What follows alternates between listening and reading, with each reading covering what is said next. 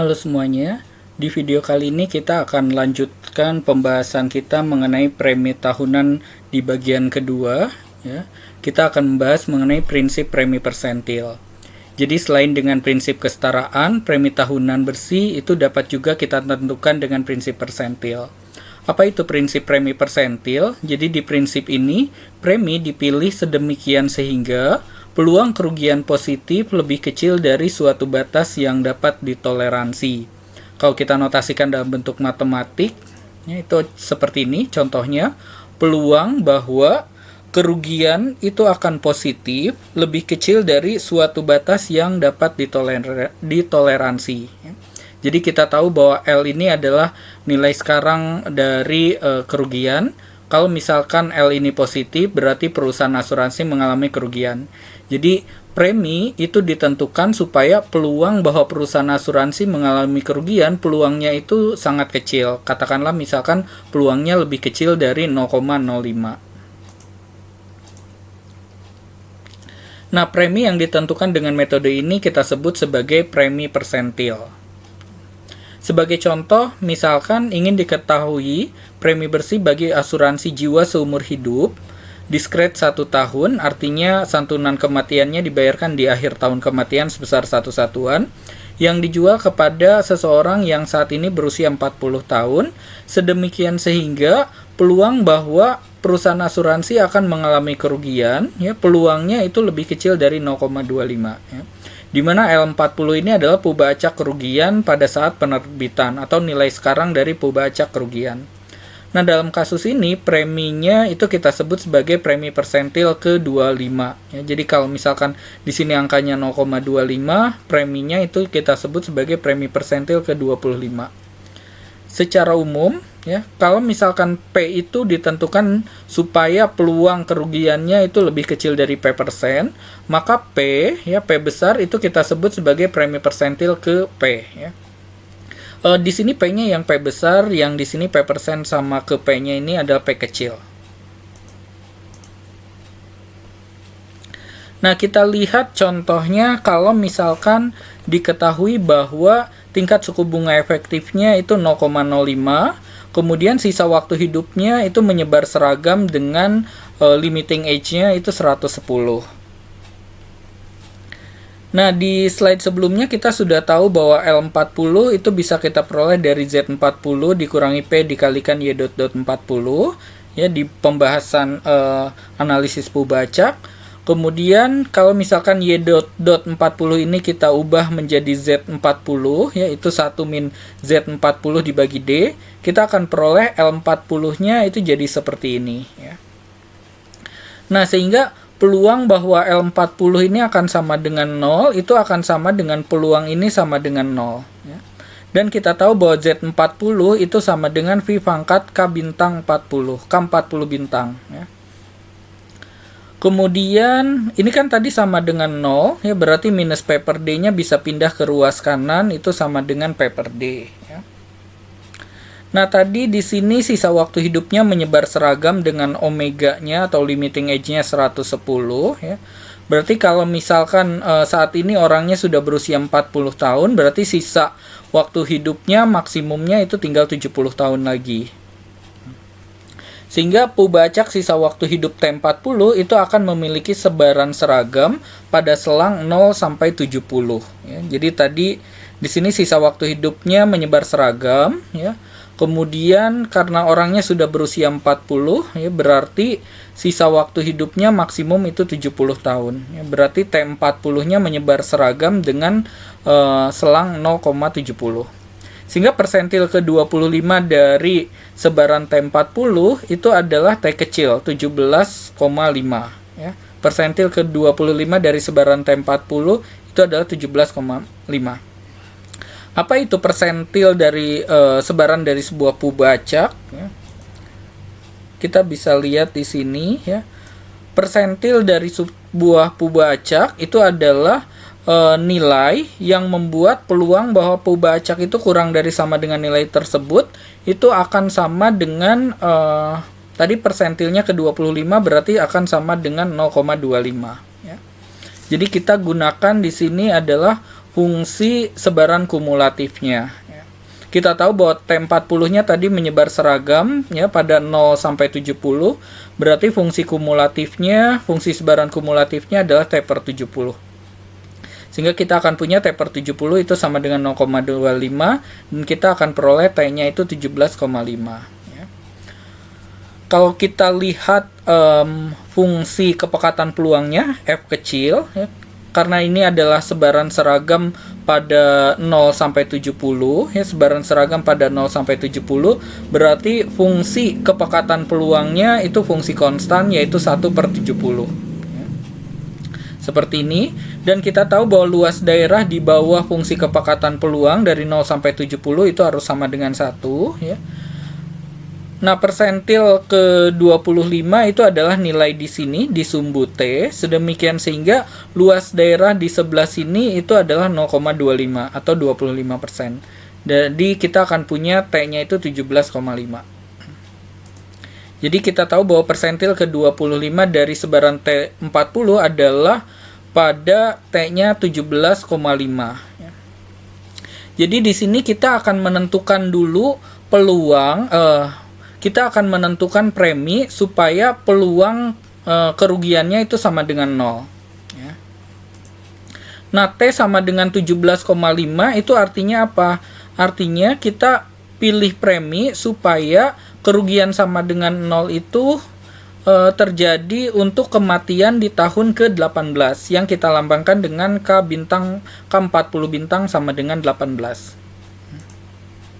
Jadi kalau kita lihat di sini ya, kalau misalkan meninggalnya di sini ya pada waktu 17,5, artinya dia meninggal di tahun ke-18 ya.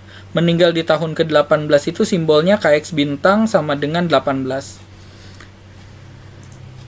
Ya, jadi K40 bintang sama dengan 18. Ya, sehingga tadi di sini V pangkat K40 bintangnya, K40 bintangnya kita ganti jadi V pangkat 18 ya. Di sini dari sini kita akan peroleh P-nya ya, jadi seperti ini ya.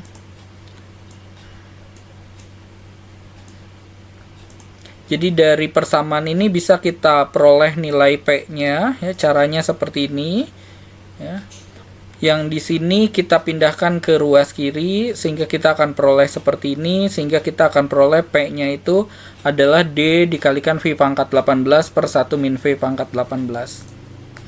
Dan ini masih bisa kita sederhanakan menjadi 1 per S dot dot angle 18 pada saat tingkat suku bunga efektifnya 5%. Caranya seperti ini untuk penyederhanaannya ya. Kita tahu bahwa S dot dot angle 18 itu adalah A dot dot angle 18 ya, dibawa ke waktu 18 dengan faktor pengalinya 1 tambah I pangkat 18. 1 tambah I pangkat 18 kita bisa ubah jadi 1 per V pangkat 18 ya. Kemudian A dot dot angle 18 nya kita punya ini ya, 1 min V pangkat 18 per D. Masukkan ke sini. Kemudian kalau kita balik ya, kita akan peroleh yang ini. P ini D dikalikan V pangkat 18 per 1 min V pangkat 18 itu sama dengan 1 per S dot dot angle 18. Sehingga setelah dihitung dengan memasukkan I-nya itu 5%, kita akan peroleh P-nya itu adalah 0,03385 ya. Jadi dengan premi sebesar 0,0385 ini, kalau kematian terjadi pada tahun ke-18, maka kerugian akan sama dengan 0. Jadi saya ulangi, dengan premi sebesar 0,03385, kalau kematian terjadi pada tahun ke-18, maka kerugian perusahaan asuransi itu akan sama dengan 0.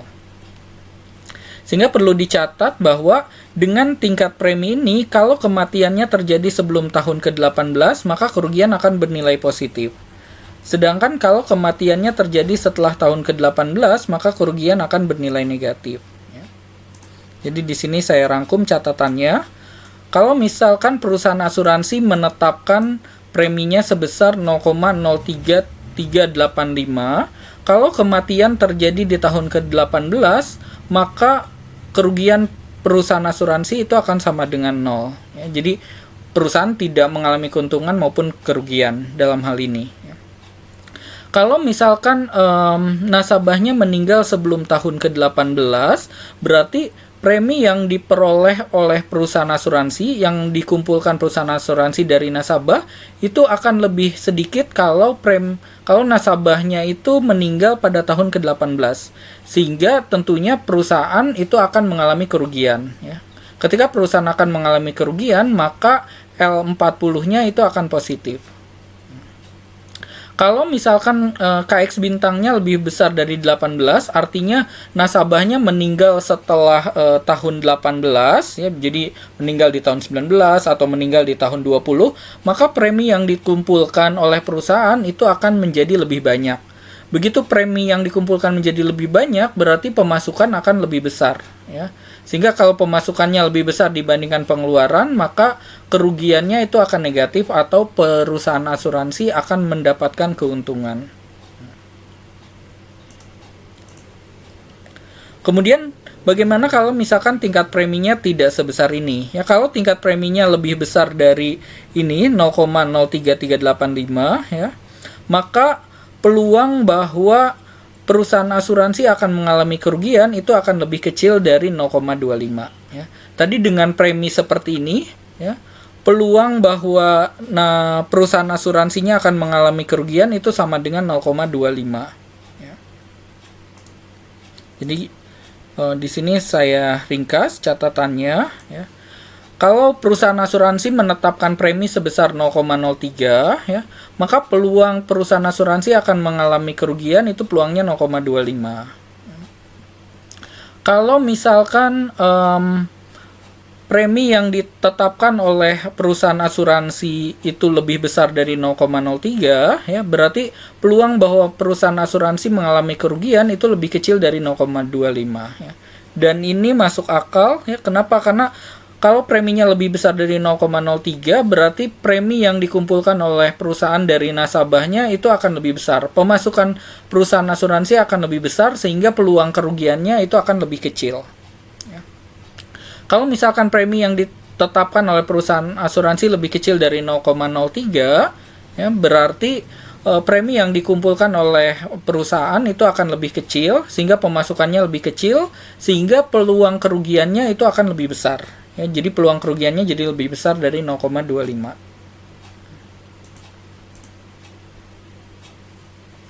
Oke, sekarang kita lihat contoh soal yang ketiga. Ya.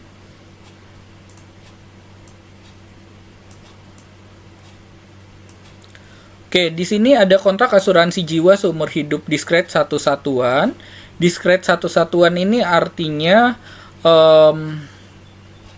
perusahaan, ya, akan membayarkan santunan kematian sebesar satu satuan di akhir tahun kematian, ya. Dijual dengan premi tahunan sebesar 0,025, ya, artinya preminya di sini dibayarkan di setiap awal tahun, ya, sebesar 0,025. Kita diminta menggunakan pendekatan sebaran normal untuk menentukan banyaknya kontrak yang harus dijual kepada orang-orang yang berusia X yang saling bebas, sedemikian sehingga jumlah kerugian dari semua kontrak akan bernilai positif dengan peluang tidak lebih dari 0,05. Ya. Jadi di sini perusahaan asuransi harus menentukan seberapa banyak kontrak yang harus dijual ini, ya, kepada orang yang berusia sama-sama X dan saling bebas, ya. Jadi tidak ada kaitan antara orang satu dengan orang yang lainnya, ya. Supaya apa? Supaya peluang jumlah kerugiannya, peluang bahwa perusahaan asuransi akan mengalami kerugian, peluangnya itu tidak lebih dari 0,05. Oke, di sini diberikan nilai-nilai dari A besar X, momen pertama, momen kedua, dan tingkat suku bunga efektifnya. Oke, di sini kita misalkan N kecil itu sebagai banyaknya kontrak yang dijual oleh perusahaan asuransi. Kemudian kita misalkan LI ini sebagai peubah acak dari nilai sekarang kerugian untuk kontrak ke I. Ya. I-nya dari 1, 2, sampai N. Jadi tadi kontrak yang dijualnya ada sebanyak N, ya, sehingga nilai sekarang dari kerugiannya, peubah acaknya itu ada sebanyak N. Kemudian di sini L1, L2, sampai Ln ini adalah ID, ya, peubah acak yang ID, barisan peubah acak yang ID. Tadi karena di sini saling bebas berarti independen, ya. Kemudian orang-orangnya sama-sama berusia X, kontraknya sama, ya, preminya sama, berarti L ini akan punya sebaran yang identik atau identically distributed, ya. Nah, jumlah kerugian dari semua kontrak itu kita lambangkan sebagai L total. Ya, L totalnya ini adalah penjumlahan semua kerugian, ya, dari semua kontrak mulai dari kontrak ke-1 sampai kontrak ke N. Yang ditanyakan adalah nilai N-nya, ya. Jadi kontrak yang harus dijual itu berapa supaya peluang bahwa kerugian totalnya itu bernilai positif itu tidak lebih dari 0,05, ya. Artinya peluang bahwa perusahaan asuransi mengalami kerugian itu tidak boleh lebih dari 0,05, maksimum 0,05 peluang bahwa perusahaan asuransinya mengalami kerugian. Oke, sebelum kita gunakan pendekatan sebaran normal, kita cari dulu L totalnya, ya. Menggunakan pendekatan sebaran normal berarti nanti L total ini kita kurangi nilai harapannya dibagi dengan simpangan baku. Nah, untuk mencari nilai harapan dan simpangan baku dari L total berarti kita harus cari nilai harapan dan simpangan baku dari L1, L2 sampai Ln. Karena L1, L2 sampai Ln itu ID, berarti kita cukup mencari nilai harapan dari L1 dan simpangan baku dari L1. Karena nilai harapan dan simpangan baku dari LL yang lain itu akan sama dengan nilai harapan dan simpangan baku dari L1. Ya, karena ID. Nah, pertama kita lihat untuk nilai harapan dari L1, ya. Itu adalah nilai sekarang aktuaria dari manfaat dikurangi dengan nilai sekarang aktuaria dari premi, ya. Manfaatnya tadi karena di sini kontrak asuransi jiwa seumur hidup, ya. Santunannya satu satuan, ya, berarti nilai sekarang aktuaria dari manfaatnya itu adalah A besar X. Tadi orang-orangnya itu berusia X. Nah, X. Kemudian preminya dibayarkan seumur hidup, ya, di setiap awal tahun, berarti P-nya kita kalikan dengan A dot X. Nilai AX itu sudah diketahui di soal, itu 0,24905. Kemudian nilai dari P-nya diketahui juga di soal, itu 0,025. Kemudian A dot X-nya itu bisa kita cari dari persamaan 1 min A besar X dibagi D. Sehingga kita peroleh A dot X-nya itu sekitar 13. Dimasukkan ke sini kita akan peroleh nilai harapan dari L-nya itu minus 0,08 sekian. Nah, untuk nilai harapan dari L totalnya itu tinggal nilai harapan dari penjumlahan semua L. Ya, berdasarkan sifat dari nilai harapan, kita akan peroleh nilai harapan dari penjumlahan itu sama dengan penjumlahan dari nilai harapan. Kemudian karena identik tadi, sebaran L-nya identik, berarti nilai harapan semua L itu akan sama dengan nilai harapan dari L1. Nah, nilai harapan L1-nya ada sebanyak N, berarti tinggal N dikalikan dengan nilai harapan dari L1.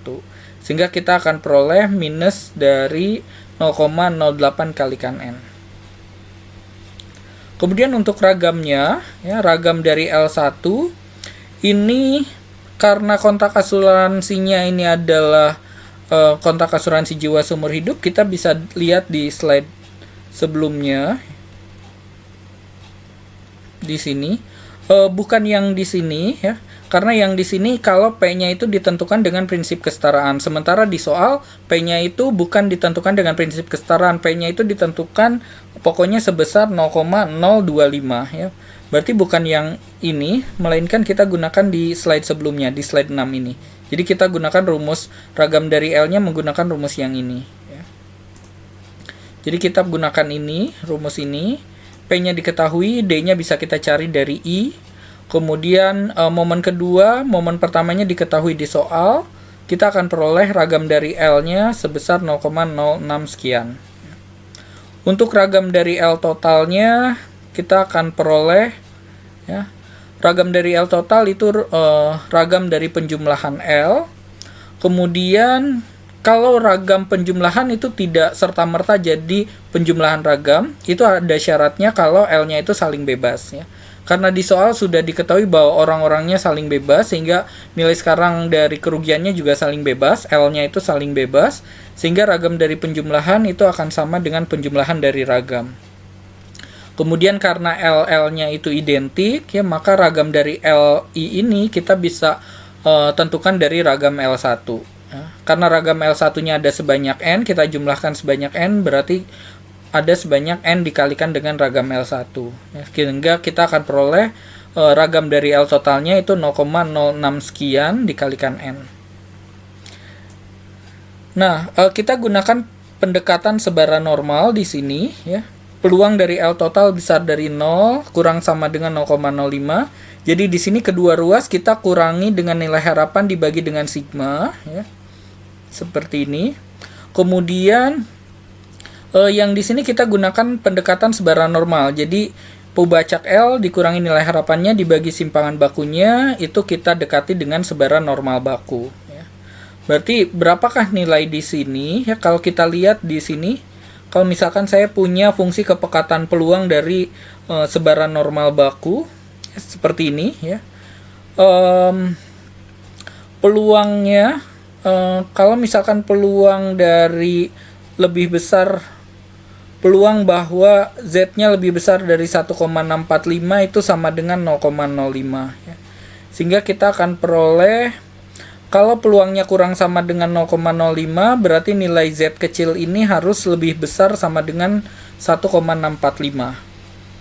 Ya, jadi supaya daerahnya ini lebih kecil dari 0,05, berarti nilai Z kecilnya harus lebih kanan dari 1,645. Jadi lebih besar sama dengan 1,645.